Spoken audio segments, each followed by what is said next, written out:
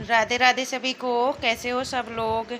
तो यहाँ पर हम जैसे कि आप लोगों ने पिछले ब्लॉग में देखा होगा कि हम ननंद के घर के पास तक दरवाजे तक आ चुके हैं। इसके बाद हम अंदर गए, फिर वीडियो कंटिन्यू नहीं करी क्योंकि अच्छा नहीं लग रहा था, सब लोग खड़े हुए थे। मैंने तो भी कैमरा तभी अपने पास से कर दिया, बच्चों ने नहीं शूट किया। इसके बाद अंदर आकर अपने वही चाय नाश्ता वगैरह किया। फिर हम लगभग 6 बजे के आसपास घर आ चुके थे। तो 6 बजे फिर वही चाय का टाइम था, चाय आए पिए। इसके बाद बस थोड़ी देर बैठे, फिर नहाए, नहा कर आए। तो जैसे ये मंडप था जिस दिन हम आए थे 21 तारीख को, तो हम 20 को वहाँ से चले थे, 21 तारीख को आए थे। मंडप था, तो मंडप वाले दिन सुबह टाइम पे 5 औरतें शगुन के नाम से दाल की जो मंगौड़ी होती हैं वो बनती हैं गा बजा कर। तो आप लोग भी गाना सुनिए।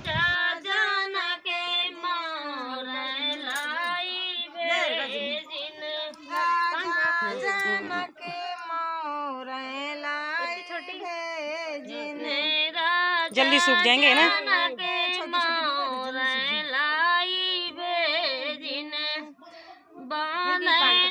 इसके बाद भी कोई कंटिन्यू वीडियो नहीं हुई। दोपहर का खाना पीना खाया, हमारा तो व्रत था तो हमने नहीं खाया। अब आप लोग सोचो कि भांजे के मंडप वाले दिन माई का कैसे व्रत होता है। तो ये नहीं, भांजे के लिए व्रत नहीं था, ये भांजी के लिए व्रत था। तो जिस दिन हम भांजे का मंडप था उस दिन ही बीच वाली नंद की लड़की की बारात थी, यानी शादी वाला दिन था 21 तारीख को। तो हमारे यहाँ पे रिवाज है, अगर आप लोगों के यहाँ पे ऐसी रिवाज है तो कमेंट करके ज़रूर बताना कि भांजे की शादी वाले दिन और भांजी की शादी वाले दिन माई मामा का व्रत होता है। और जो मम्मी पापा होते हैं, यानी जो कन्यादान लेते हैं या मम्मी पापा हों या जो भी कन्यादान जो लोग लेते हैं वो भी व्रत करते हैं। तो माई मामा का व्रत क्यों होता है? क्योंकि कन्हर लिया जाता है, जो कि मतलब लड़की के बालों से, और लड़की की जो माँ होती है यानी ननद बहन, उनकी बालों में से एक लट और एक लट लड़की की, दोनों में से, और उसमें से बतासे वाला पानी डाला जाता है। और नीचे जितने मामा माई रहते हैं, नीचे से जो पानी आता है उसको चुरुआ में लेके पीते हैं।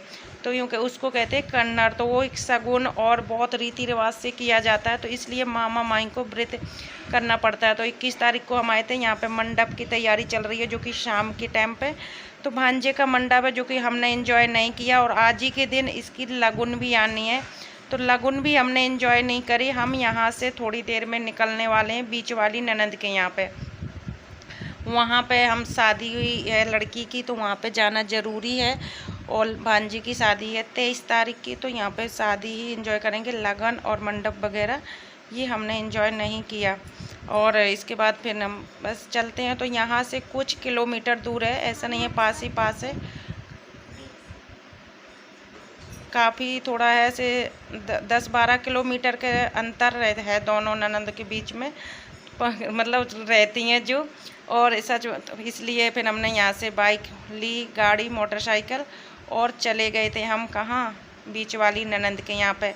तो वहाँ पे हम देखो कन्हर लेना ज़रूरी है, पैर पूजना ज़रूरी है। और लड़की की शादी है तो देखो एक दिन बाद जाएंगे तो फिर कोई मतलब नहीं है। तो शादी वाले दिन ही हम भांजी की शादी में पहुँचे। तो यहाँ पर हम तैयार हो रही हैं, यहाँ पे तैयारी चल रही थी। ये हम तैयार हो चुके हैं, ये रहा हमारा फाइनल क्योंकि ये वाली हमने साड़ी पहनी है, चूड़ी पहनी है, इसका ब्लाउज है, जो कि आप लोग सोच रहे होंगे मैच तो बिल्कुल नहीं खा रहा, पर इसी का है। तो यहाँ पे हमने हल्की साड़ी पहन ली है, और ऐसा नहीं है कि हमने ये इसे यही पहन के रखेंगे शादी में, फिर सुबह के टाइम पे चेंज करी थी हमने। तो ये हमारा फाइनल लुक है, आप लोग बताना कैसे लग रहा है। यहाँ पे बस ये मंडप के लिए हम रुके हुए हैं, मतलब हम नहीं, लड़के का मामा। तो 5 लोग उनका हाथ लगता है मंडप गाड़ने में। तो आप लोगों के यहाँ पे किस तरीके से मंडप गढ़ता है ज़रूर बताना। तो यहाँ पे मंडप गाड़ा जा रहा है, इसके बाद इनका प्रोग्राम चलता रहेगा। इसके बाद हम आ चुके हैं बीच वाली ननंद के यहाँ पे। तो ये बीच वाली ननंद के यहाँ से वीडियो शुरू हो रही है, जो कि बारात आने वाली है। तो दरवाजे में जो कलश वगैरह लगाते हैं उसकी तैयारी चल रही है, और दावत भी साथ के साथ चल रही है। तो ये यहाँ पे पूड़ी वगैरह परसों जा रही हैं। और ये देखो कितनी बड़ी बड़ी पूड़ी हैं, ऐसा नहीं है कि ये ऐसी बनती हैं हमारी तरफ, पर पता नहीं यहाँ पे हलवाई कहाँ से कैसे इन्होंने बना, ये मुझे नहीं पता। हम लोग जब आए थे जब तक खाना पीना हो चुका। तो ये रहा दुल्हनिया का लुक है। तो ये मेरी भांजी है जो कि आज इसकी शादी है, तो ये तैयार होकर बैठी हुई है। और यहाँ पे ये देखो, आप लोग बताना कैसी लग रही है। बहुत प्यारी लग रही है। साइडों में इसके कल्ली बाल करने के वो है, क्योंकि घर में ही इसकी फ्रेंड वगैरह ने तैयार किया था, ये दोनों लड़कियों ने, जो कि फ़ोटो खींच रही थी, तो इसलिए। फिर यहाँ पे बारात आ चुकी है। तो बारात आते ही सबसे पहले जो द्वार पूजन होता है वो यहाँ पे चल रहा है। द्वार पूजन के बाद क्या नाम है, यहाँ पे डीजे की बहुत ज़्यादा आवाज़ आ रही थी, इसलिए मैंने वहाँ की प्रॉपर जो आवाज़ थी वो कम कर दी है, क्योंकि साउंड अलाउड नहीं है वीडियो में, तो इस वजह से। तो यहाँ पे दरवाजा पूजन हो रहा है, यहाँ पे कलश लगे हुए हैं। तो बस यहाँ पे हम लोग बाराती लोग बैठे हुए हैं। और यहाँ पे इसके बाद यहाँ पे तेल पहले तो चढ़ेगा फिर उतरेगा। तो तेल हमारी तरफ लड़की को जो चढ़ते हैं शादी वाले दिन उतरते हैं। तो पहले तो चढ़ाए जाएंगे, फिर जो नीचे से ऊपर की तरफ, फिर ऊपर से नीचे की तरफ उतारे जाएंगे, क्योंकि इसके बाद तो फिर तेल का कोई काम नहीं है। तो फाइनल ये यहाँ पे लड़की का बुलाया जाता है, जो कि उसकी बहन है, छोटी छोटी कन्या होती हैं ना, वो चढ़ाती हैं तेल और वही लोग उतारते हैं। तो बस यहाँ पे तेल चढ़ाया जा रहा है अभी, जो कि 3 तेल होते हैं वो है। तो ये तीसरा तेल होगा, इसके बाद फिर उसको उतार देंगे ऊपर से लेके नीचे की तरफ हाथों से। तो इस तरीके से तेल होता है। तो यहाँ पे 5 लड़कियाँ अपना अपना आती जाएंगी। यहाँ पे लड़की उनके हाथों में बतासा और पैर छूती जाएगी। इसके बाद यहाँ पे आती है माला की बारी, जो कि दरवाजा पूजन हो गया। तो इसके बाद बस जयमाला ही होती है। तो लड़की अपनी सहेलियों के साथ जा रही है अपने सजन जी के पास जयमाला के लिए। तो यहाँ पर सब लोग देख रही हैं और बहुत अच्छा लग रहा है शादी ब्याह। लड़का बहुत अच्छा है, सुंदर भी है देखने में, और स्वभाव भी फैमिली वगैरह उनकी बहुत अच्छी है।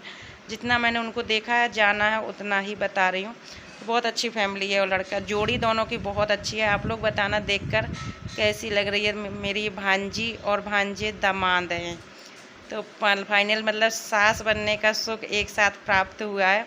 दामाद जी भी मिले हैं और बहू भी मिली है। तो बहुत अच्छा लग रहा है। मतलब एक बहू से सास बनने का जो सफ़र था ना, बहुत मतलब एक सपना टाइप में था कि हाँ मैं भी कभी सास के उसमें जानी जाऊंगी। तो ये हमारे दामाद जी हैं जो कि, और बहू का तो आज 23 तारीख है। मैं वॉइस ओवर जो जिस दिन दे रही हूँ, वीडियो ये 21 तारीख की है और वॉइस ओवर दे रही हूँ 23 तारीख को। आप लोग देखोगे 24 तारीख को। तब तक शायद बहू रानी हमारे घर में के आ चुकी होगी। तो बस बधाई हो सके तो दे देना भाई, सास बन गई है। बहुत अच्छा लग रहा है। तो यहाँ पे क्या होता है कि लड़कियाँ जब जयमाला के लिए आती हैं तो लड़की को तो लड़का वाले ही माला लाते हैं, पर उन्हीं को देने के लिए फिर चाहिए नेंग।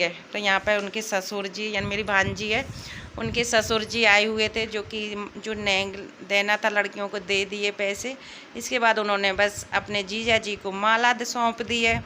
तो यहाँ पे लड़का माला लेगा और इसके बाद जयमाला का जो सिस्टम है, प्रोग्राम है, सिलसिला, वो भी चलता रहेगा। थोड़ी नहीं, काफ़ी बारात लेट हो चुकी थी। 2:30 बजे के आसपास तो दरवाजा पूजन हुआ था। इसके बाद 4 साढ़े 4 बजे का टाइम पे जयमाला का सिस्टम भी पूरा हुआ, इसलिए थोड़ा सा लेट हो गया था प्रोग्राम, पर होता है, चलो कोई बात नहीं, हो गया। बहुत अच्छे से कार्यक्रम था, बहुत अच्छे से निपट चुका था।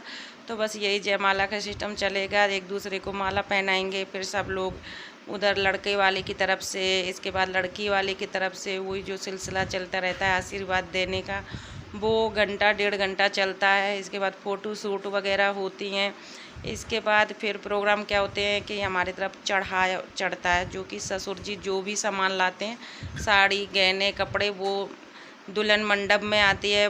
बाकायदे मंत्रों के जरिए, पूजन के जरिए ही सारा सामान दुल्हन को सौंपा जाता है। तो जो चीज़ जैसे टीका है, गले का हार है, कानों के कुंडल है, हाथ की चूड़ियाँ, जो चीज़ जहाँ की है बस मंत्रों के जरिए उसके हाथ छुपा दी जाती हैं और एक जगह रखती जाती हैं। तो फेरों के टाइम पर लड़की अपने ससुर का लाया हुआ गहना पहनती है और मामा की लाई हुई साड़ी पहनती है। तो जब फेरे पड़ते हैं तो बस यहाँ पे माला का जो सिस्टम था वो पूरा हो गया।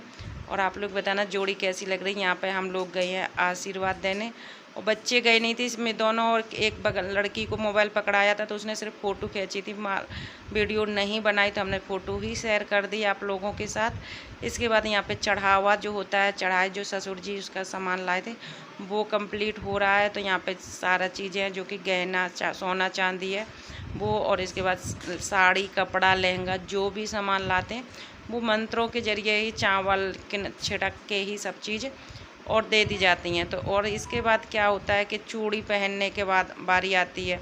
तो मैं अभी आप लोगों को बता दूं कि हमारे एमपी में हरी चूड़ी नहीं चलती है, काली चूड़ी चलती है। और बहुत ऐसा नहीं है कि मतलब डिब्बी ले आओ और लड़की को पहना दो। जो चूड़ी पहनाते हैं ना उनको हमारे तरफ बोलते हैं कचेरन। तो उनको बुलाया जाता है, उनको उनसे चूड़ी पहनाई जाती हैं दुल्हन को।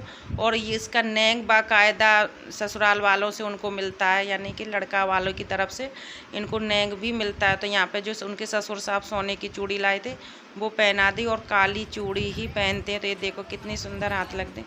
मानती हूँ कि शादी में सगुन साथ में काली चीज़ नहीं चलती है, पर हमारी तरफ काली और कोई चीज़ नहीं चलेगी, साड़ी वगैरह और कोई भी चीज़ नहीं चलेगी, पर चूड़ी काली ही चलेंगी। यहाँ पे आप लोग सोच रहे होंगे क्या हो रहा, तो यहाँ पे चूड़ी पहनने के बाद सुहाग लेने का टाइम आता है तो धोबिन को बुलाया जाता है। धोबिन इस तरीके से मतलब चौक पूर के लड़की को पट्टा में बैठार के और जो साड़ी होती है उससे अच्छे से ढक के कि लड़की इन दोनों को कोई देख ना पाए, बस उसको अच्छे से ढक के और धोबिन से सुहाग दिलाया जाता है।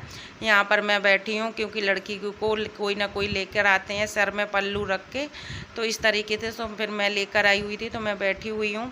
और अंदर जो धोबिन है वो सुहाग दे रही हैं लड़की को।